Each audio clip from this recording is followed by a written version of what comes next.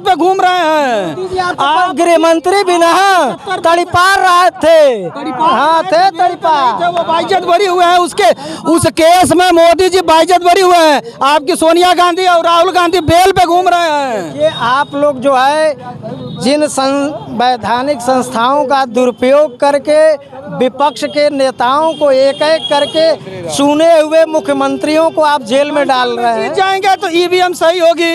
देखिए राजस्थान में हार जाएंगे तो फिर ये रोना रोएंगे। 2024 को लेकर क्या कहेंगे? 2009 में आप लोग पत्रकार हैं तो 2009 में आडवाणी जी सबसे पहले ईवीएम पे सवाल उठाए थे। केरल में है नहीं है, तेलंगाना तमिलनाडु में है नहीं है।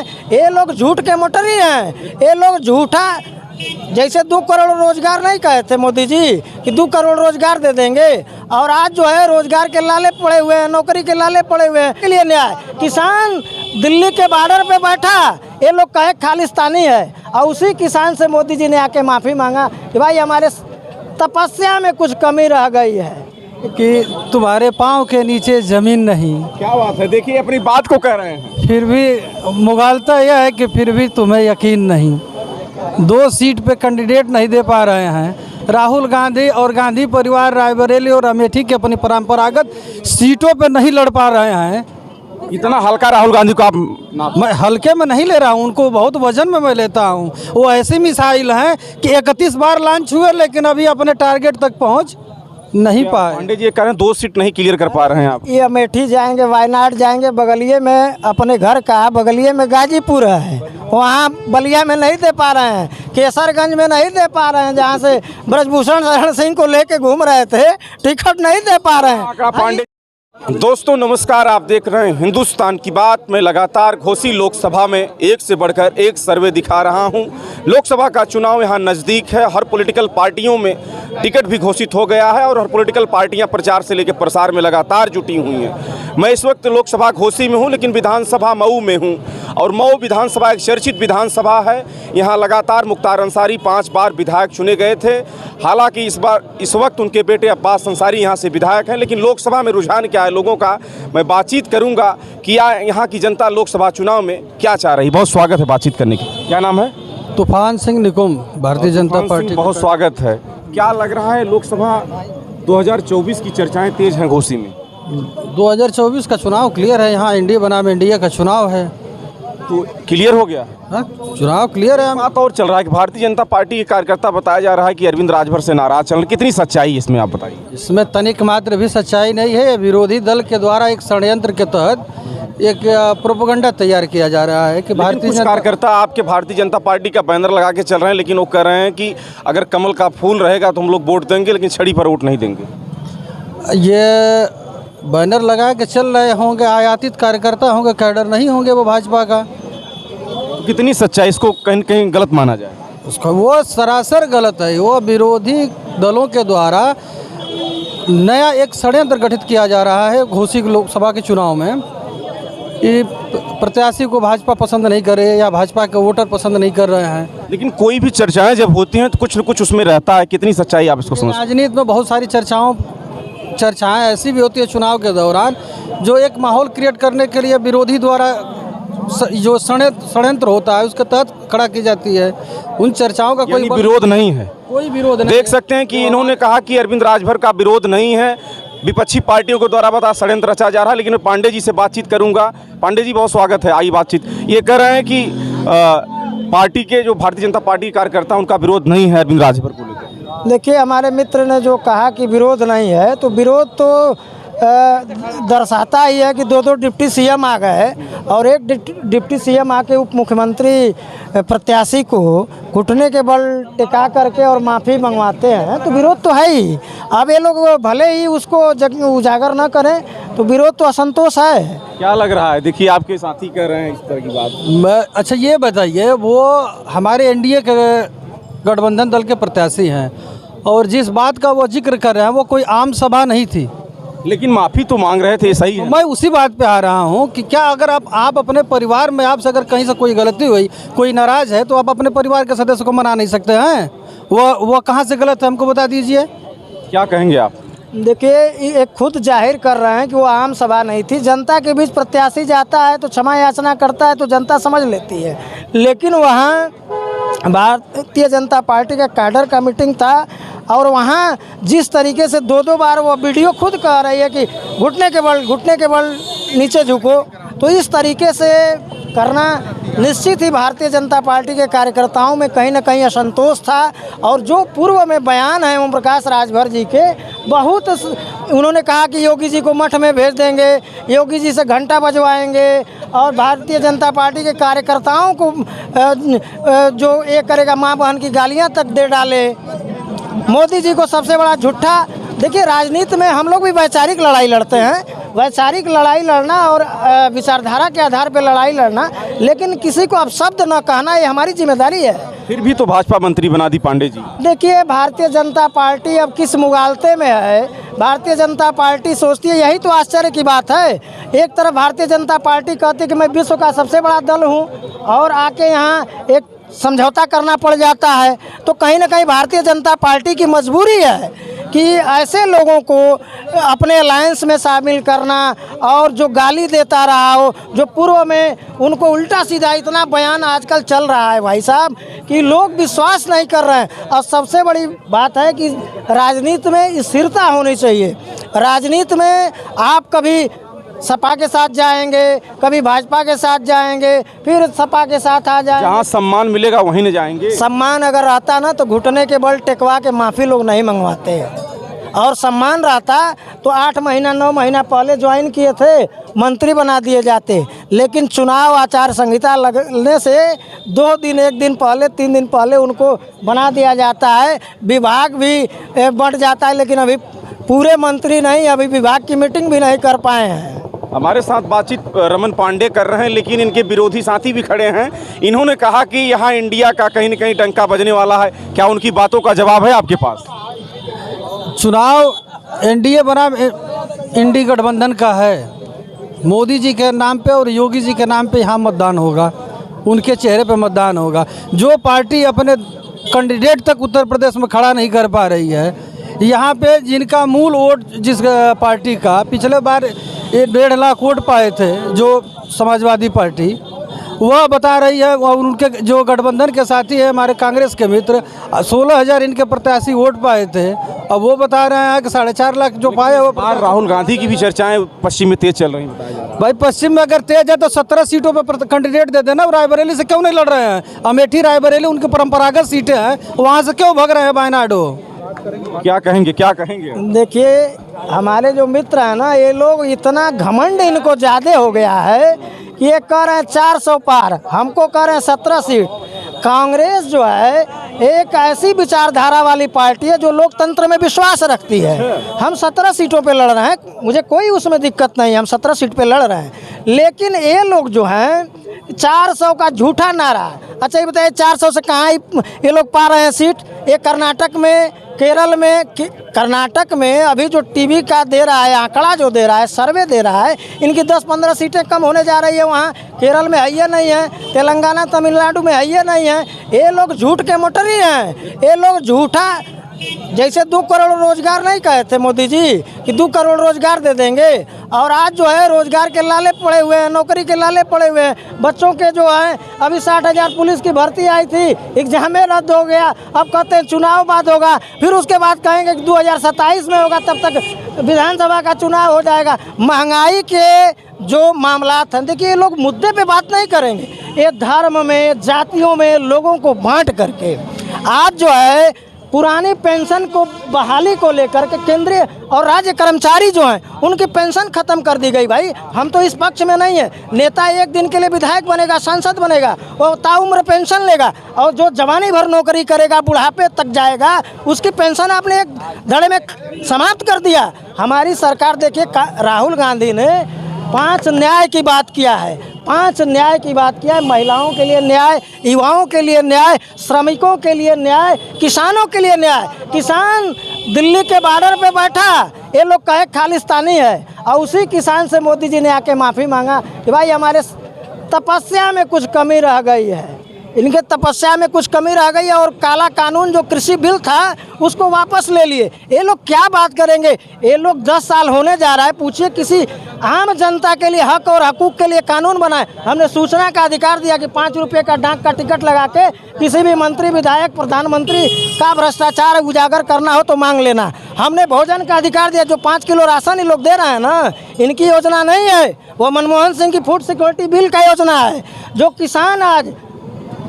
किसान जो सर्किल रेट से जो 4 गुना मुआवजा पाता है वह कांग्रेस की देन है। जो अभी 4 लेन और 6 लेन निकली है, किसान जो उसमें पाता है ना, वह हमने नवोदय विद्यालय बनाया। 10 साल सरकार होने जा रही है, नवोदय विद्यालय बनाए हैं क्या मोदी जी? देख सकते हैं कि रमन पांडे ने अपनी बात को बेबाकी से महंगाई तमाम चीज़ों को लेकर चर्चाएं कर रहे हैं, लेकिन इनके साथ ही भारतीय जनता पार्टी हमसे जुड़े हैं लगातार। क्या जवाब है? वो तो तमाम बातें करें, राशन हमारी पार्टी की देन है कि भारतीय जनता पार्टी इधर तमाम बातों को रख रहे हैं। अपने मित्र को इतना ही कहना चाहूँगा कि तुम्हारे पाँव के नीचे ज़मीन नहीं। क्या बात है, देखिए अपनी बात को कह रहे हैं। फिर भी मुगालता यह है कि फिर भी तुम्हें यकीन नहीं। 2 सीट पे कैंडिडेट नहीं दे पा रहे हैं। राहुल गांधी और गांधी परिवार रायबरेली और अमेठी के अपनी परंपरागत सीटों पे नहीं लड़ पा रहे हैं। इतना हल्का राहुल गांधी को आप मैं हल्के में नहीं ले रहा हूँ, उनको बहुत वजन में मैं लेता हूँ। वो ऐसी मिसाइल हैं कि 31 बार लॉन्च हुए लेकिन अभी अपने टारगेट तक पहुँच नहीं पाए। पांडे जी ये कह रहे हैं 2 सीट नहीं क्लियर कर पा रहे हैं आप। ये अमेठी जाएंगे, वायनाड जाएंगे, बगलिए में अपने घर का बगलिए में गाजीपुर है, वहाँ बलिया में नहीं दे पा रहे हैं, केसरगंज में नहीं दे पा रहे हैं, जहाँ से ब्रजभूषण शरण सिंह को लेके घूम रहे थे, टिकट नहीं दे पा रहे हैं। पांडे जी ने आपको दिया। जितनी सीटों पे इनको लड़ना है उतनी ही सीटें हमारी बाकी है जहाँ पे घोषणा करना है, और वो अंतिम चरण के चुनाव हैं जहाँ पे हमको घोषणा करना है। ये बता दें कि 17 जो इनको सीटें मिली है, कितने पे कैंडिडेट दिया है? मैक्सिमम हमारे प्रत्याशी घोषित हो गए, वही रायबरेली अमेठी, और रायबरेली अमेठी भी हम घोषित करेंगे। 13 रुपया किलो चीनी में, चीनी की जो बात स्मृति जी ने कही थी, 13 रुपया किलो चीनी देंगे।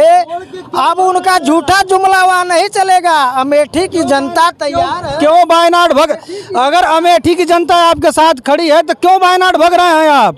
वो अभी वहाँ पे शरणागत होकर के बनारस लड़ेंगे। देखिए यही कहता हूँ ना कि इन लोगों को संविधान का ज्ञान ही नहीं है। हम कह रहे हैं कि हमारे संविधान में लोकसभा का या कोई चुनाव हो, कहीं से कोई लड़ सकता है। मोदी आके गुजरात से चुनाव बनारस में, मोदी गुजरात से यदि लोग समझ दीजिए, मोदी जी आके गुजरात से बनारस में चुनाव लड़ेंगे, ताली बजेगी। राहुल गांधी वायनाड में जाएंगे, चुनाव लड़ेंगे तो दिक्कत है। अरे भाई कहीं से कोई चुनाव लड़ेगा, आपको क्या आपत्ति? वो अमेठी भी आपकी लड़के मंशा पूरा करेंगे और स्मृति ईरानी इस बार हारेंगी। इस बार का चुनाव आप लोग जो लोकतंत्र को और संविधान को कुचलने जा रहे हैं, इस बार दलित आदिवासियों पे जो अत्याचार आप लोगों ने शुरू किया है, जो आप लोग अल्पसंख्यकों के साथ आप लोगों ने अत्याचार शुरू किया है, और जातियों पे जो आप लोग जुल्म ढा करके आप लोग जो ये भारत की जो संवैधानिक संरचना को बदलने जा रहे हैं, राज्यों का अधिकार छीनने जा रहे हैं, इस बार माकूल जवाब जो है जनता देने वाली है आपको। ये याद रखिएगा कि यह जो चुनाव है 2000 देखिए ऐसे लोग आ गए, ऐसे लोग आ गए, देखिए ऐसे लोग आ गए ना। अब क्या है ना,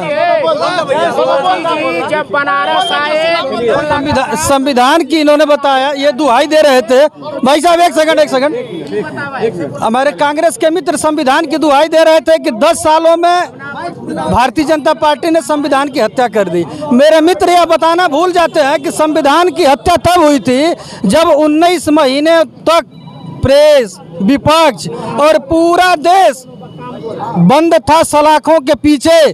संविधान की हत्या उस दिन हुई थी। 60 साल तक आप सत्ता में रहे, किस आदिवासी को प्रतिनिधित्व दिया आप? भारतीय जनता पार्टी ने अपने कार्यकाल में एक आदिवासी को देश का सर्वोच्च पद दिया। यह होती है आदिवासी की चिंता। देख सकते हैं बड़ी ऊंची बात इन्होंने कहा। पांडे जी इस बात का जवाब दीजिए, इन्होंने राष्ट्रपति बना दिया। देखिए सुनिए, ये लोग क्या है ना, ये लोग क्या है कि आज़ादी के बाद आप जो है, आज़ादी के बाद अगर इस संविधान में और देश के स्ट्रक्चर की आप बात करेंगे, संरचना की बात करेंगे, दलितों के पास ज़मीन नहीं थी। राष्ट्रपति दलितों को गांव की ज़मीन पट्टा नहीं कर सकता है, लेकिन एक ग्राम प्रधान दलित आदिवासियों को ज़मीन पट्टा कर सकता है। यह कानून किसने दिया था? यह कानून जो है कांग्रेस ने दिया था। आज़ादी से पहले राजा और रजवाड़ों के पास ज़मीनें थीं। भूमि का बंटवारा किसने किया? कांग्रेस ने किया। ये लोग देखिए झूठे लोग और जुमलेबाज लोग, जब इनके जो है इनसे कहा जाता है कि 15 लाख रुपया, एक बाबा जी थे वो कहे कि हम स्विस बैंक से काला धन लाएंगे, स्विस बैंक से काला धन लाएंगे, और काला धन जो है भारत में बन गया इलेक्टोरल बॉन्ड के नाम पे। ये लोग इतना चंदा उगाही किए हैं, चंदा दो धंधा लो, चंदा दो धंधा लो। इस तरह का काम करने का, देश के साथ इस तरह का मजाक जो इन लोगों ने किया है, देश की जनता इन लोगों को माफ़ नहीं करने वाली है। हम लोगों तो गाँवों को अधिकार दिए, ग्राम पंचायतों में महिलाओं को, ये लोग महिला को रिजर्वेशन दे रहे थे, लेकिन ये क्या कहे फिर 2029 तक हमने ग्राम पंचायतों में संशोधन करके राजीव गांधी ने महिलाओं को रिजर्वेशन किया था। ये लोग महिला आरक्षण की बात करते हैं, लेकिन कहते हैं क्या 2029 में? अरे भाई आप क्यों नहीं कह रहे हैं? तो क्या इनकी सरकार को लेकर जिस हिसाब से आप तंज कस रहे हैं, इस बार क्या लग रहा है? देखिए, इस बार इंडिया गठबंधन मजबूती से चुनाव लड़ रहा है, और जो है मजबूती से वह चुनाव लड़ रहा है। और देश की तस्वीर, लोकतंत्र को बचाना है, तानाशाही को समाप्त करना है, और आम जनता की सरकार बनानी है जिसमें किसानों का सम्मान हो, मजदूरों का सम्मान हो, महिलाओं का सम्मान हो। ये लोग क्या करते हैं, जब वही बेटी मेडल लेके आती है, जब गोल्ड मेडल लेके आती है, भारत का तिरंगा ऊंचा करती है, तो मोदी जी कहते हैं मेरे परिवार की तुम हो। और वही बेटी जब मणिपुर में नंगा घुमाई जाती है, तो मोदी जी के परिवार की नहीं रहती है। सुनिए, बंगाल में, अरे आगे आइए, आगे अपनी बात को कहीं आगे आइए, मैं सब कुछ बताने को तैयार हूँ। देखिए, इन लोगों का क्या है ना, नेरेटिव जो है ये लोग एक तरफ सेट करते हैं कि मणिपुर पे बात नहीं करेंगे, अभी कह रहे हैं बंगाल में बोलिए। अरे जहाँ आप क्यों नहीं उस सरकार को समाप्त कर रहे हो भाई? क्यों नहीं सरकार को हटा रहे हो? क्यों नहीं बर्खास्त कर रहे हो भाई? कौन रोक रहा है आपको? आपके पास देखिए, जब देश में आप कुछ गलत करेंगे तो लोकतांत्रिक अधिकार हमारा है धरना प्रदर्शन का, उसको आप नहीं। आइए भाई, इधर आइए, मोटरसाइकिल पर क्यों बोल रहे हैं? आइए इधर आइए। देख सकते हैं कि आपकी बात को लेकर अमन पांडे ने तमाम बातें कर डाले। मैं उनसे एक ही चीज़ तो पूछा कि वो जैसे कह रहे हैं इंडी गठबंधन, मेरे मित्र से मैं एक शब्द पूछना चाहता हूँ, मेरे एक प्रश्न का जवाब दे दे कि इनके गठबंधन में प्रधानमंत्री कौन है? यह देश अपने गठबंधन के तहत देश को किसके रूप में नेतृत्व देंगे? कौन नेतृत्व करेगा? लालू यादव करेंगे? तेजस्वी यादव करेंगे जिनके बाप सजा याफ्ता है चारा घोटाला में? अरविंद केजरीवाल करेंगे जो घोटाले में जेल गए हैं? ममता बनर्जी करेंगी जिनके ऊपर जांच चल रही है और हिंदुओं के नरसंहार कर रही है बंगाल में? यह तो बताएं कि देश का प्रधानमंत्री 24 में कौन बनेगा? जवाब दीजिए। अरे भैया देखिए, लोग बड़े चालाक लोग हैं। एक वॉशिंग मशीन लेके घूम रहे हैं, एक वॉशिंग मशीन ही लोग रख ले, लोग वॉशिंग मशीन लेके चलते हैं। जब हेमंत बिश्व शर्मा, एक मिनट नहीं, हेमंत बिश्व शर्मा जब ना कांग्रेस में थे तो इतना मोटा किताब भ्रष्टाचार का ही लोग छापे थे, आज जब भाजपा में चले आए तो उस वॉशिंग मशीनिया में डाल दिए उसको, ठीक उसको।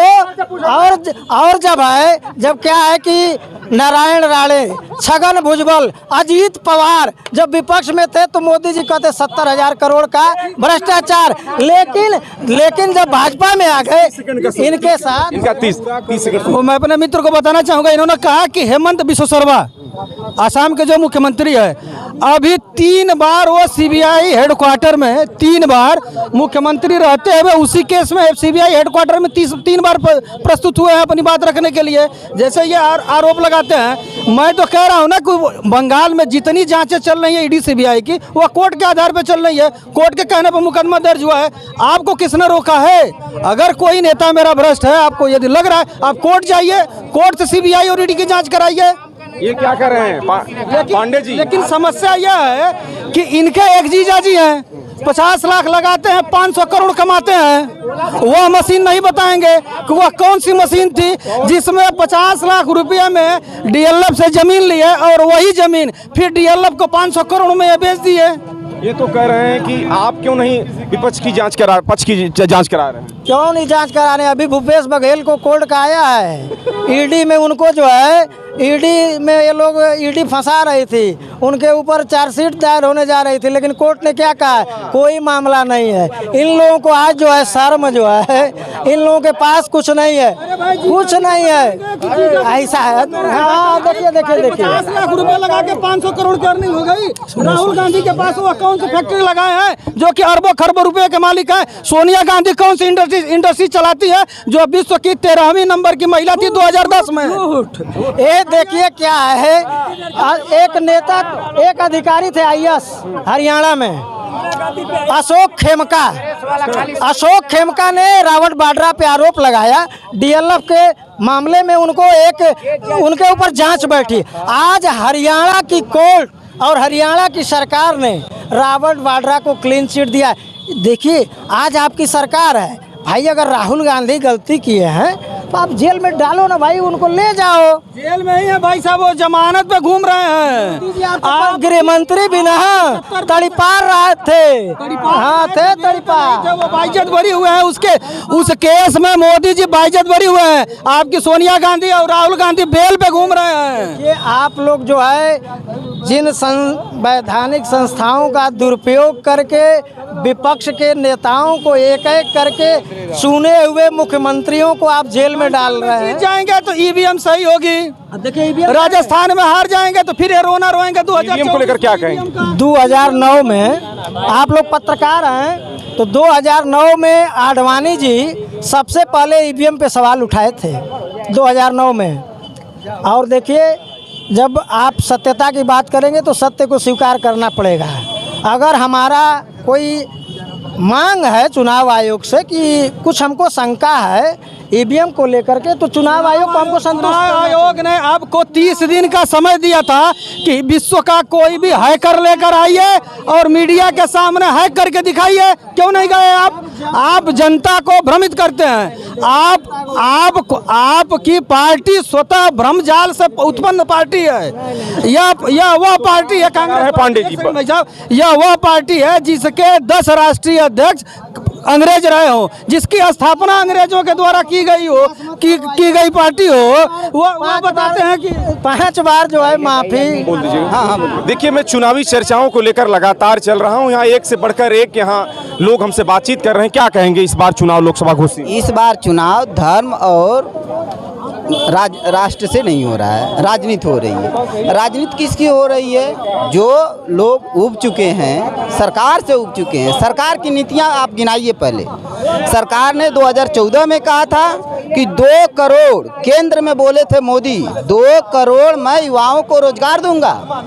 आज उनका 10वां साल पूरा होने जा रहा है, रोजगार पर एक बार भी बात नहीं करेंगे। पूरे हिंदुस्तान नहीं कहीं जाए तो ये रोजगार पर बात नहीं कर सकते हैं, महंगाई पर बात नहीं कर सकते हैं। किसी भी पत्रकार से देख लीजिए उठा के कि ये रोजगार और महंगाई पर बात करते हैं कि नहीं करते हैं। इनके पास कोई मुद्दा नहीं है। इनको एक धर्म की राजनीति करनी है और धर्म की राजनीति से लोकतंत्र का विकास नहीं होता। शुभ नाम क्या पड़ेगा? मनोज कुमार यादव। देख सकते हैं इन्होंने बेरोजगारी को लेकर तमाम चर्चाएं, तमाम लोगों से हमने यहाँ बातचीत किया है। हालांकि घोसी में लगातार अन्य खबरों को लेकर हाजिर रहूंगा। तब तक जनता का ओपिनियन पोल देखते रहें और खबरों को लेकर हाजिर रहूंगा। जय हिंद, जय भारत।